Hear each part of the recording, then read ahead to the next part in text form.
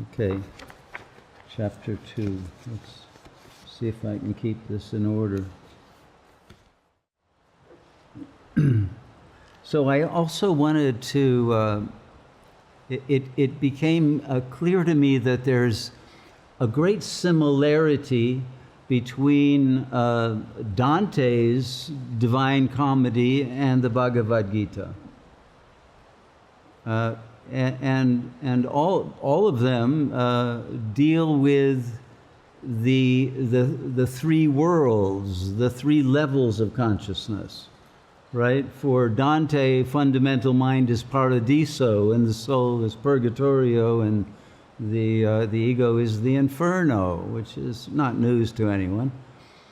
But if we take Dante's writings as a sacred text that is also giving us important instructions, before Dante enters the inferno, and you know he's like having a midlife crisis, he's lost in the woods, he doesn't know what his life is about, he's beginning to enter the implicatio, he's entering that questioning.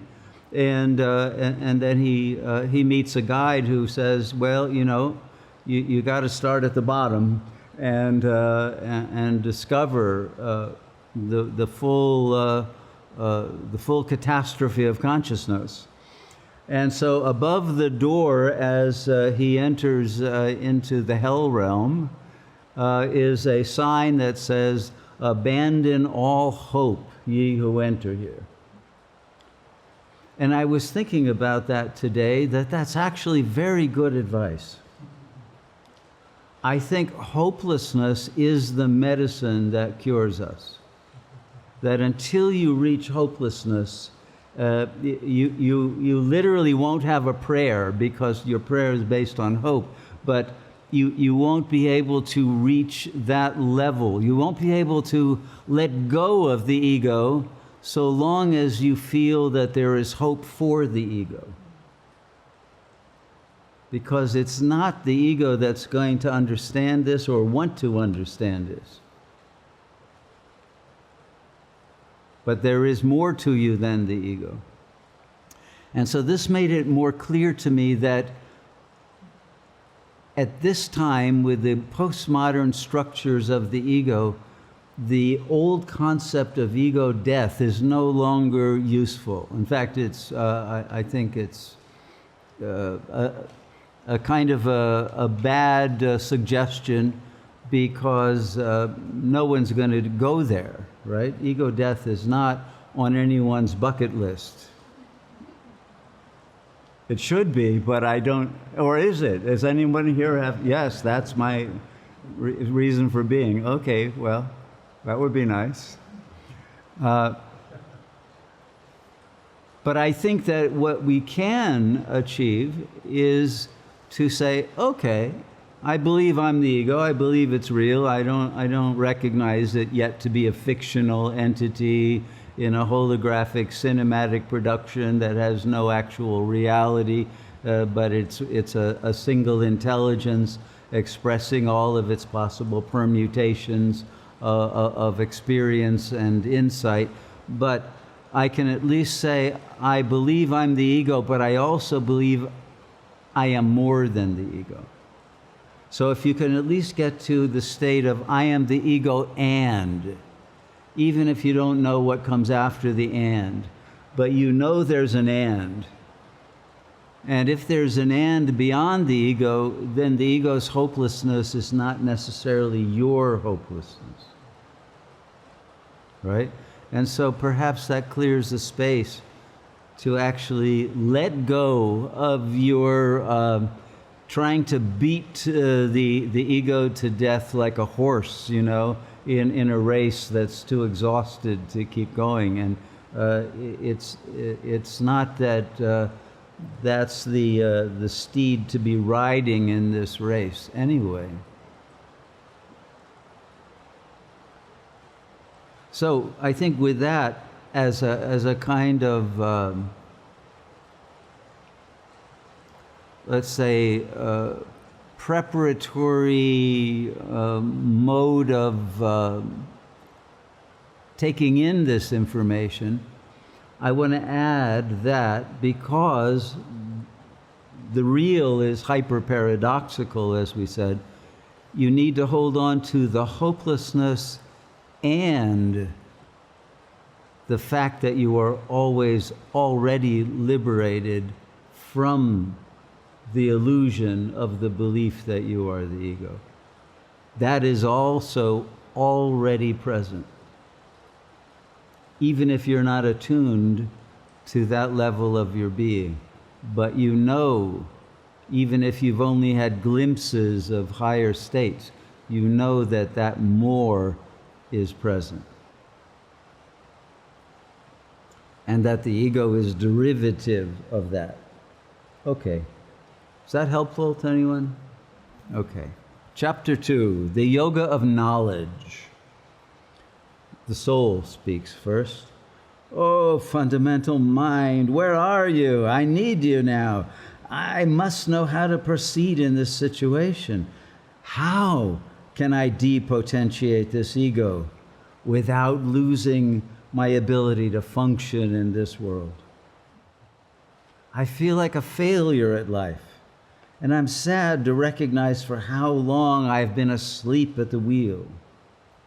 Perhaps it is best just to let the lower death drive end my suffering.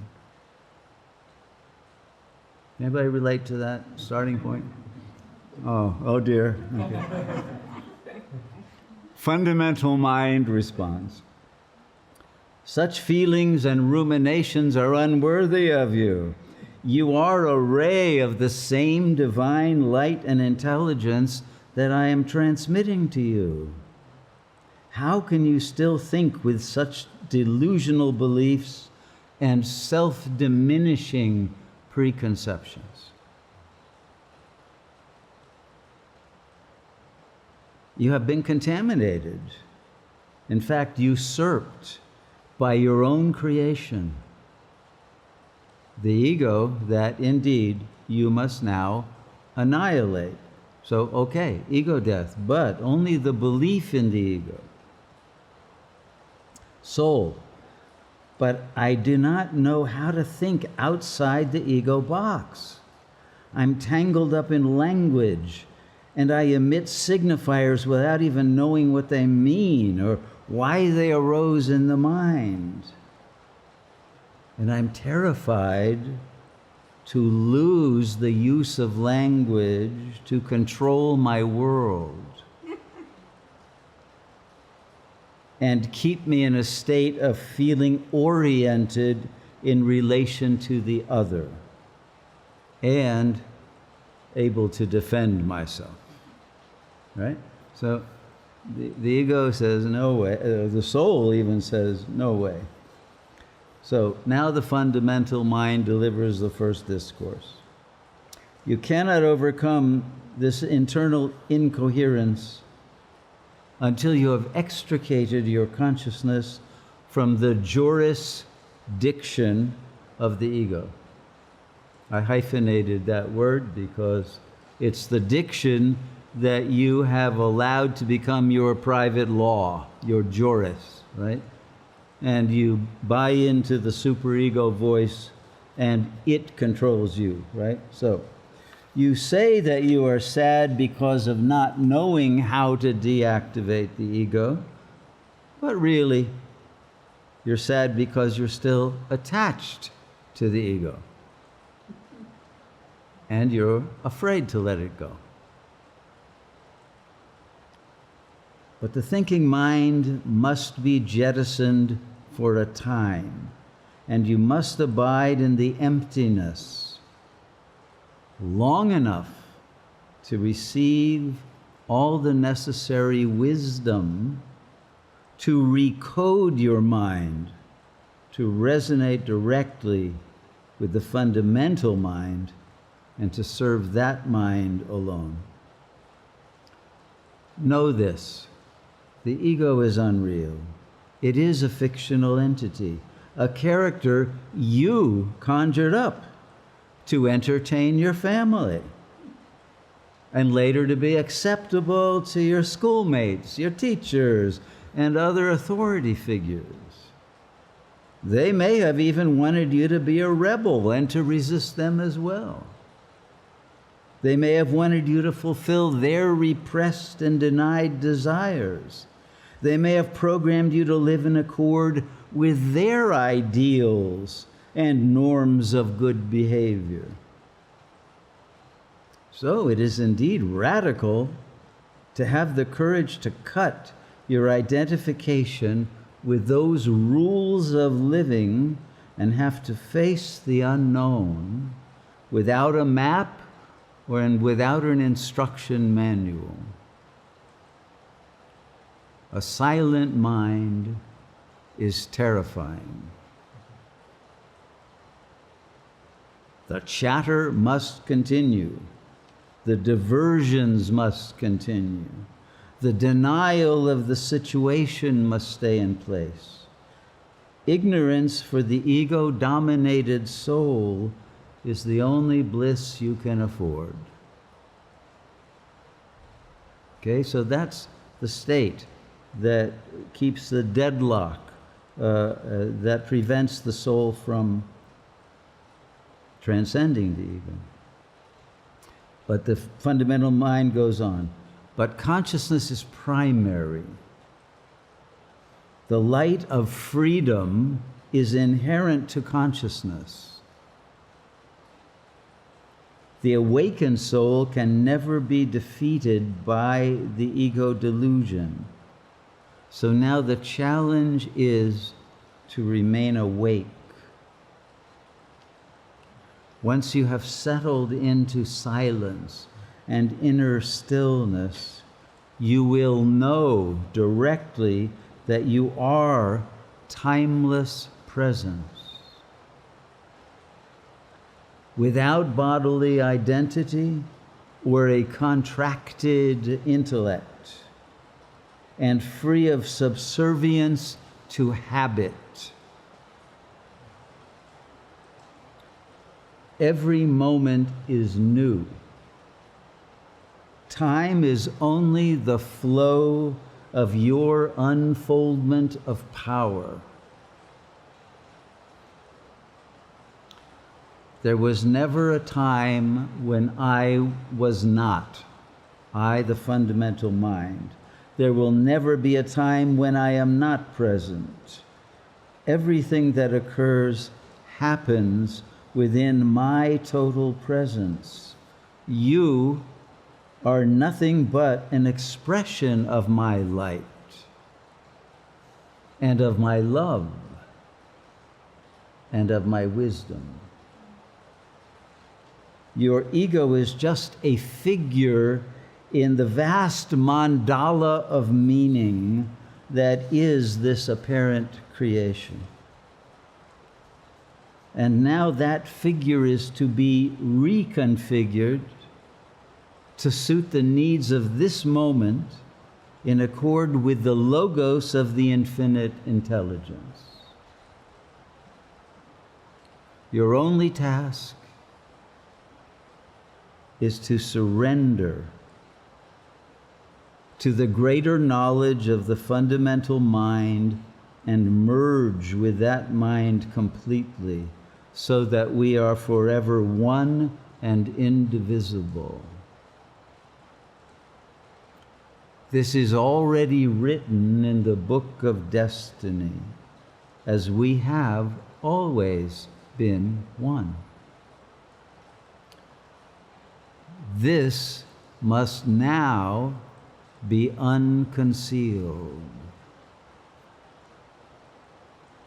You have never been in bondage, O soul, and you do not need to be liberated. But the heroic task of redesigning your character to serve as a living temple of the fundamental mind is now before you. The fundamental mind is pure consciousness, free of any contingent limitations. This is equivalent to being unmanifest and imperceptible. I can never be an object of contemplation, nor am I the subject of contemplation. But the I is contemplation itself. Contemplation reveals the vastness of the creative power of consciousness. The splendor of infinite consciousness will spark wonder and astonishment. The suchness of the real can be described in endless ways. The self can shine as supernal light, reflective awareness, emptiness, fullness, creative will, pure love, invincible power, ultimate truth, eternal freedom. You are all that and infinitely more.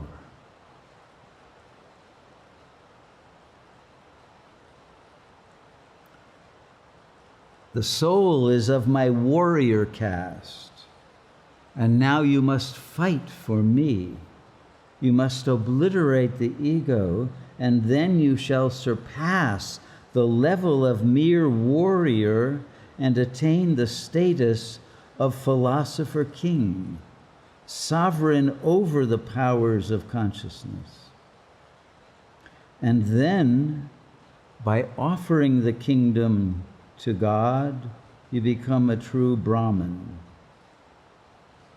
a divinized sage, a holy prophet, a transformer of the world, an avatar of the Absolute. But now is the time to earn the crown of glory.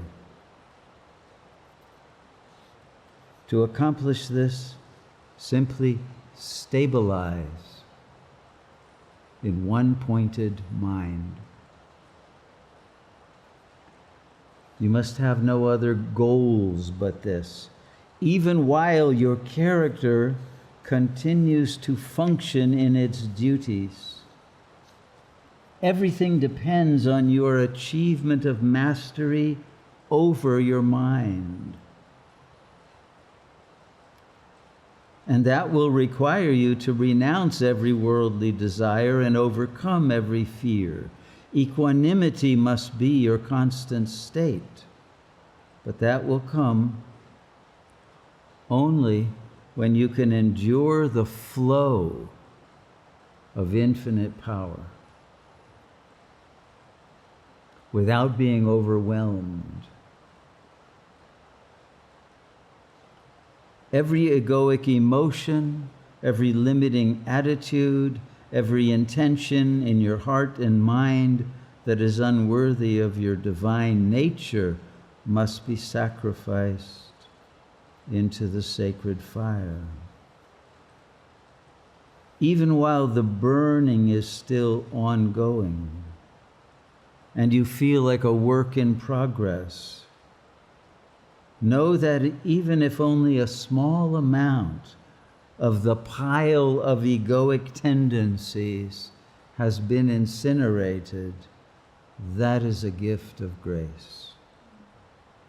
Even a little of this practice protects the soul from danger.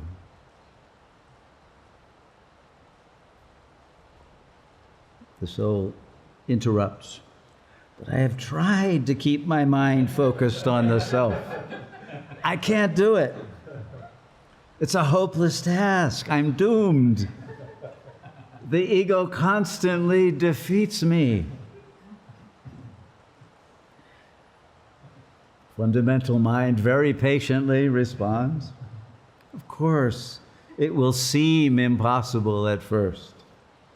Because during your whole life up to now, you've allowed your ego mind to run wild. So now you must gradually develop a new habit. The habit of remembering yourself. This means recognizing when your ego is wandering and gently returning your attention to the center point of consciousness. In the initial stages, your mind will think about other things every few seconds, but just keep patiently returning to presence. And you must do this without anger and without despair. Just keep strengthening the habit of being silent and aware of consciousness itself. And soon a state of wonder will spontaneously appear. This will make the effort of remembrance very pleasurable, which will increase the ease of sticking to this new way of being. Before long, this will be your natural state and will require no more effort.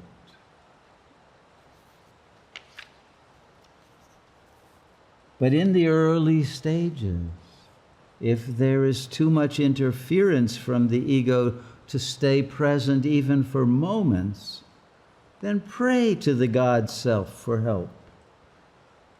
Repeat mantras if that is more effective.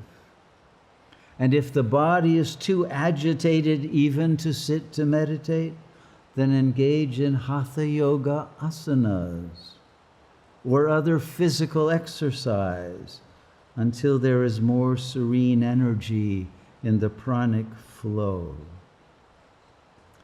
If there is still too much mental activity, then revert to doing pranayamas, breathing exercises that will further slow the metabolism and bring tranquility to the body-mind. These preliminary practices will lower the ego's resistance to being conscious.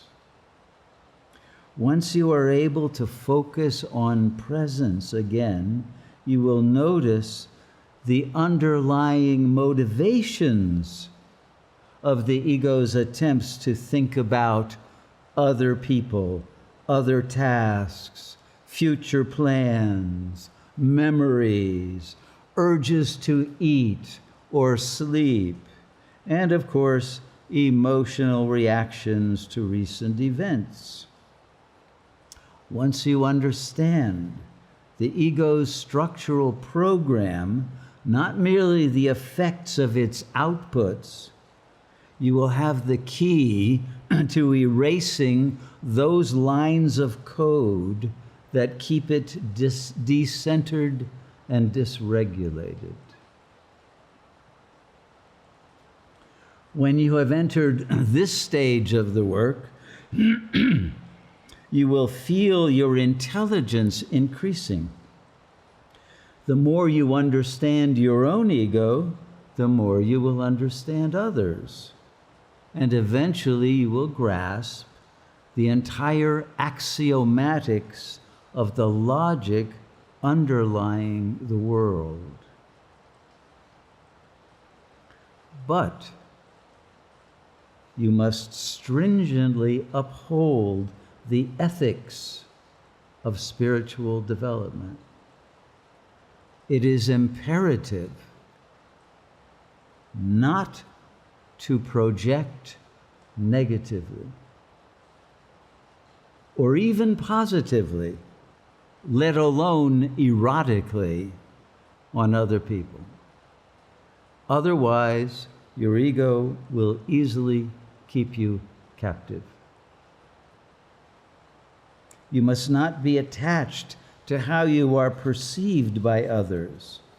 You must not play ego games. Your attachment to the enjoyment of those games, including exhibitionism, strokes, one-upmanship, the pleasure of complaining, of keeping others waiting, of acting out and melting down, of contracting into a ball of negativity, of making noise and disturbing others, of stealing the limelight, of comparing your body, your status, your talents to those of others. The list is endless. This constitutes the main center of resistance to self-realization. Your focus must be entirely on the silent presence of the fundamental mind.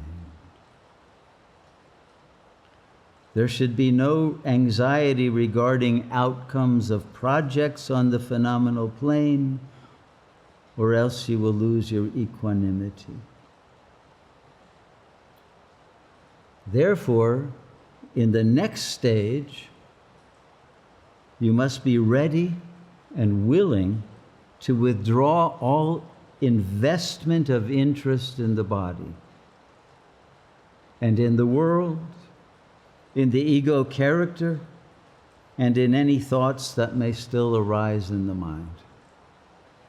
Only then will you be able to perceive pleasure and pain as the same, and to see that there is no difference between gain and loss, victory and defeat, and that there is in fact and in truth no duality of good and evil. What enables this shift into non-dual perception is the shift of the locus of your attention from the particular to the universal. Awareness will have expanded to encompass the entire field of sensation and attend to the vibrational frequency that permeates the morphogenic field. Moreover, the mind will no longer be engaging in automatic objectification of the sensible manifold, so there will no longer be a rupture between knower and known. To attain this state, the heart and the mind must be unmoving, in fact, immovable in every circumstance. Then it will be realized that I and the infinite self are one. Once this level is achieved, you'll have no need to read books, to perform rituals, or even to meditate. Nor will you be influenced by the beliefs of others or even your own former beliefs. Once you have reunited with the fundamental mind, nothing more is needed. Fundamental mind, having completed its own task, will simply withdraw into the absolute self. This is the sublime state of salvation.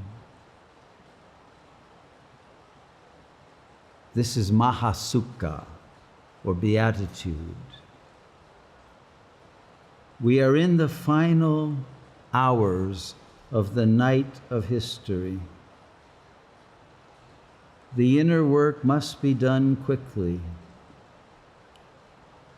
If the habit of procrastination is not overcome, the alchemical procedure will not succeed. Constantly remember to surrender to the higher power. Stay awake to the reality of presence. You must be awake when the rest are asleep. They may only awaken in future lives, when you will already be in the realm of eternal, playful, paradoxical rest. This is your divine nature, my child, and once you have regained this, your eternal state, there is no death, nor was there ever any birth, or any world, or any creation of a multiplicity. All is the one luminous intelligence. This is the truth. This is Ananda, supernal bliss. Okay, that's chapter 2. Not as humorous as chapter 1, but perhaps with the information that will help complete the alchemical process. How many felt it was helpful, this chapter? Yes? Okay. I had to keep the dualistic idea of annihilation of the ego, which fundamental mind modifies in the future chapters, but because it is the way that it is perceived that makes it seem impossible. It is a challenge that must be accepted as necessary in order to become hopeless. That's the paradox.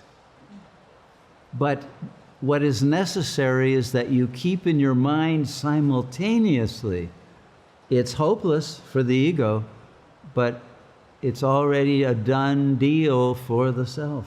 And the soul is just enjoying modulating how much of the fundamental mind it wants in any moment, how much of the jouissance of the ego it wants, and it's just a waveform alternating crest and trough between those two polarities.